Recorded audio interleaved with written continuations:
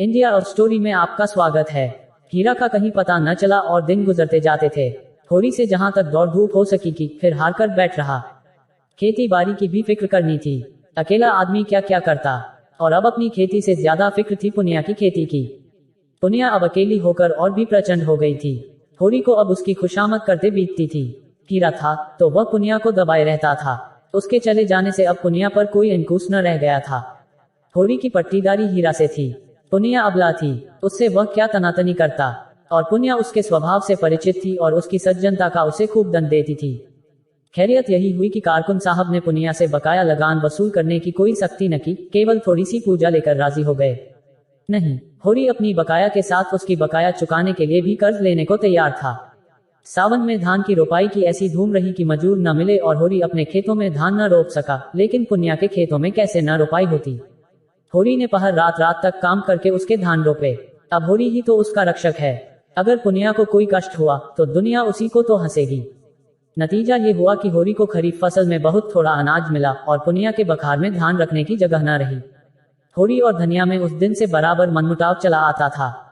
गोबर से भी होरी की बोलचाल बंद थी। माँ बेटे ने मिलकर जैसे उसका बहिष्कार कर दिया था। अपने घर में परदेशी बना हुआ था। दो नावों पर सवार होने वालों की जो दुर्गति होती है वही उसकी हो रही थी। गांव में भी अब उसका उतना आदर न था। धनिया ने अपने साहस से स्त्रियों का ही नहीं, पुरुषों का नेतृत्व भी प्राप्त कर लिया था। महीनों तक आसपास के इलाकों में कान की खूब चर्चा रही। यहाँ तक कि वह अलौकिक रूप तक धारण करता जाता था। धनिया नाम है उसका जी। भवानी का इष्ट है उसे। दारोगाजी ने ज्यों ही उसके आदमी के हाथ में हथकड़ी डाली कि धनिया ने भवानी का सुमिरन किया। भवानी उसके सिर आ गई। फिर तो उसमें इतनी शिक्त आ गई कि उसने एक झटके में पति की हथकड़ी तोड़ डाली और दारोगा की मूंछें पकड़कर उखाड़ ली, फिर उसकी छाती पर चढ़ बैठी। दारोगा ने जब बहुत मानता की तब जाकर उसे छोड़ा। कुछ दिन तक तो लोग धनिया के दर्शनों को आते रहे। वह बात अब पुरानी पड़ गई थी, लेकिन गांव में धनिया का सम्मान बहुत बढ़ गया। उसमें अद्भुत साहस है और समय पड़ने पर वह मर्दों के भी कान काट सकती है। मगर धीरे धीरे धनिया में एक परिवर्तन हो रहा था। होरी को पुनिया की खेती में लगे देखकर भी वह कुछ न बोलती थी। और यह इसलिए नहीं कि वह होरी से विरक्त हो गई थी, बल्कि इसलिए कि पुनिया पर अब उससे भी दया आती थी। हीरा का घर से भाग जाना उसकी प्रतिशोध भावना की तुष्टि के लिए काफी था। इसी बीच में होरी को ज्वर आने लगा। फसली बुखार फैला था ही। होरी उसके चपेट में आ गया। और कई साल के बाद जो ज्वर आया तो उसने सारी बकाया चुका ली। 1 महीने तक होरी खाट पर पड़ा रहा। इस बीमारी ने होरी को तो कुचल डाला ही, पर धनिया पर भी विजय पा गई। पति जब मर रहा है तो उससे कैसा बैर। ऐसी दशा में तो बैरियों से भी बैर नहीं रहता, वह तो अपना पति है। लाभ बुरा हो पर उसी के साथ जीवन के 25 साल कटे हैं। सुख किया है तो उसी के साथ, दैक भोगा है तो उसी के साथ। अब तो चाहे वह अच्छा है या बुरा, अपना है। दाढ़ीजार ने मुझे सबके सामने मारा, सारे गांव के सामने मेरा पानी उतार लिया, लेकिन तब से कितना लज्जित है कि सीधे ताकता नहीं। खाने आता है तो सिर झुकाए खाकर उठ जाता है, डरता रहता है कि मैं कुछ कह न बैठूं। होरी जब अच्छा हुआ तो पति पत्नी में मेल हो गया था। एक दिन धनिया ने कहा, तुम्हें इतना गुस्सा कैसे आ गया। मुझे तो तुम्हारे ऊपर कितना ही गुस्सा आए मगर हाथ ना उठाऊंगी। होरी लजाता हुआ बोला, अब उसकी चर्चा न कर धनिया। मेरे ऊपर कोई भूत सवार था। इसका मुझे कितना डैक हुआ है वह मैं ही जानता हूँ। और जो मैं भी उस क्रोध में डूब मरी होती तो क्या मैं रोने के लिए बैठा रहता। मेरी लाश भी तेरे साथ चिता पर जाती। अच्छा चुप रहो, बेबात की बात मत बको। उद्धरण, गाय गई सो गई, मेरे सिर पर एक विपत्ति डाल गई। पुनिया की फिक्र मुझे मारे डालती है। उद्धरण, इसीलिए तो कहते हैं भगवान घर का बड़ा न बनाए, छोटों को कोई नहीं हंसता। नेकी बदी सब बड़ों के सिर जाती है। उद्धरण, माघ के दिन थे, मघावट लगी हुई थी, घटाटोप अंधेरा छाया हुआ था। एक तो जाड़ों की रात, दूसरे माघ की वर्षा। मौत का सा सन्नाटा छाया हुआ था। अंधेरा तक न सूझता था। होरी भोजन करके पुनिया के मटर के खेत की मैंड पर अपनी मड़ैया में लेटा हुआ था। चाहता था शीत को भूल जाए और सो रहे, लेकिन तार तार कंबल और फटी हुई मिर्जई और शीत के झोंकों से गीली पुआल, इतने शत्रुओं के सम्मुख आने का नींद में साहस न था। आज तमाकू भी न मिला कि उसी से मन बहलाता। उपला सुलगा लाया था पर शीत में वह भी बुझ गया। बेवा या फटे पैरों को पेट में डालकर और हाथों को जांघों के बीच में दबाकर और कंबल में मुंह छिपाकर अपनी ही गर्म सांसों से अपने को गर्म करने की चेष्टा कर रहा था। 5 साल हुए यह मिर्जई बनवाई थी। धनिया ने एक प्रकार से जबरदस्ती बनवा दी थी। वही जब एक बार काबुली से कपड़े लिए थे, जिसके पीछे कितनी सांसत हुई, कितनी गालियां खानी पड़ी, और कंबल तो उसके जन्म से भी पहले का है। बचपन में अपने बाप के साथ वह इसी में सोता था, जवानी में गोबर को लेकर इसी कंबल में उसके जाड़े कटे थे और बुढ़ापे में आज वही बूढ़ा कंबल उसका साथी है। पर अब वह भोजन को चबाने वाला दांत नहीं, दुखने वाला दांत है। जीवन में ऐसा तो कोई दिन ही नहीं आया कि लगान और महाजन को देकर कभी कुछ बचा हो, और बैठे बैठाए यह एक नया जंजाल पड़ गया। न करो तो दुनिया हंसे, करो तो ये संशय बना रहे कि लोग क्या कहते हैं। सब ये समझते हैं कि वह दुनिया को लूट लेता है, उसकी सारी उपज घर में भर लेता है। एहसान तो क्या होगा, उल्टा कलंक लग रहा है। और उधर भोला कई बेर याद दिला चुके हैं कि कहीं कोई सगाई का डौल करो, अब काम नहीं चलता। शोभा उससे कई बार कह चुका है कि पुनिया के विचार उसकी ओर से अच्छे नहीं हैं।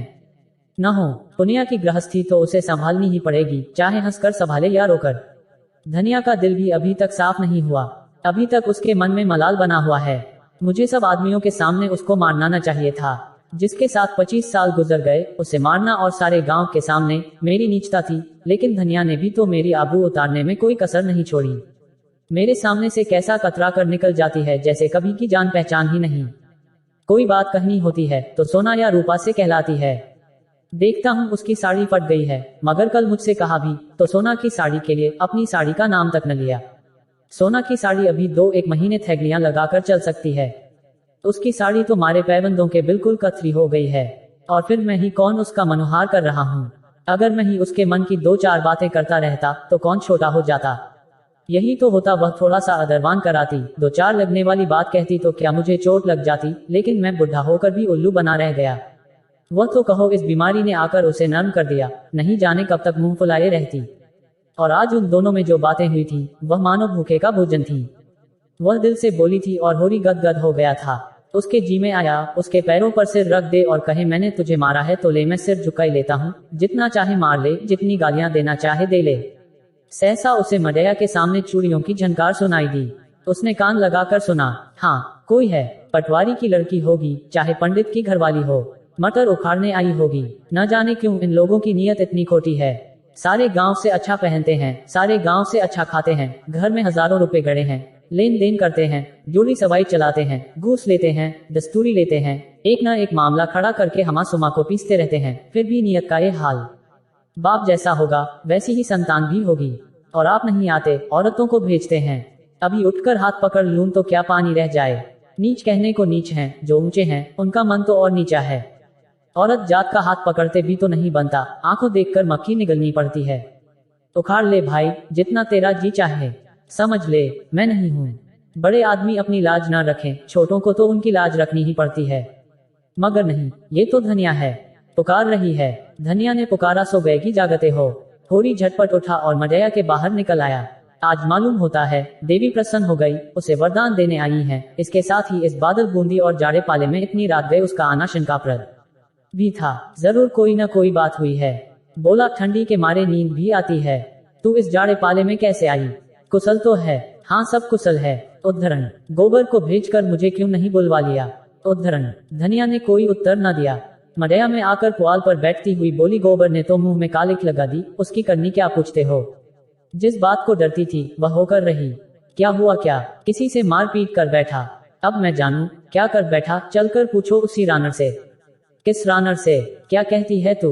बौरा तो नहीं गई? हाँ, बौरा क्यों न जाऊंगी। बात ही ऐसी हुई है कि छाती दुगनी हो जाए। होरी के मन में प्रकाश की एक लंबी रेखा ने प्रवेश किया। साफ साफ क्यों नहीं कहती? किस रानर को कह रही है? उद्धरण, उसी जुनिया को। और किसको? उद्धरण, तो जुनिया क्या यहाँ आई है? उद्धरण, और कहाँ जाती? पूछता कौन? उद्धरण, गोबर क्या घर में नहीं है? उद्धरण, गोबर का कहीं पता नहीं, जाने कहाँ भाग गया, इसे 5 महीने का पेट है। उद्धरण, होरी सब कुछ समझ गया।